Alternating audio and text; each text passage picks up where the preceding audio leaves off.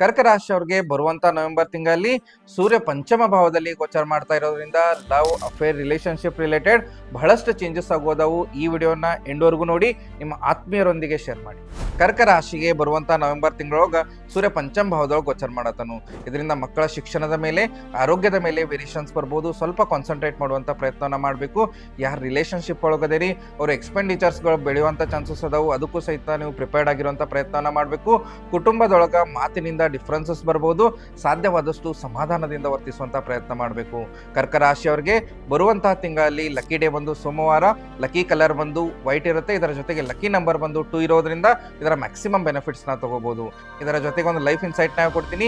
ಈ ತಿಂಗಳು ನಿಮ್ಮ ಇಮೋಷನ್ಸ್ ಮತ್ತು ಲಾಜಿಕ್ಸ್ ಇಂದ ಡಿಸಿಷನ್ಸ್ ತೆಗೆದುಕೊಂಡಲ್ಲಿ ನಿಮ್ಮ ಲೈಫ್ ಅನ್ನ ನೀವು ಸೆಕ್ಯೂರ್ ಮಾಡ್ಕೋಬಹುದು.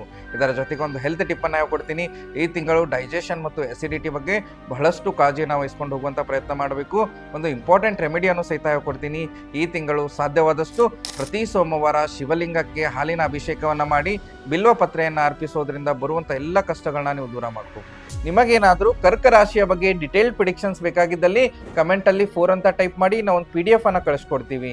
ಇದೇ ರೀತಿ ಅಸ್ಟ್ರಾಲಜಿಯನ್ನ ಯೂಸ್ ಮಾಡಿಕೊಂಡು ನಿಮ್ಮ ಲೈಫ್ ನ ಸಿಂಪ್ಲಿಫೈ ಮಾಡ್ಕೊಳ್ಳಿಕ್ಕೆ ನಮ್ಮ ಪೇಜ್ ನ ಫಾಲೋ ಮಾಡಿ.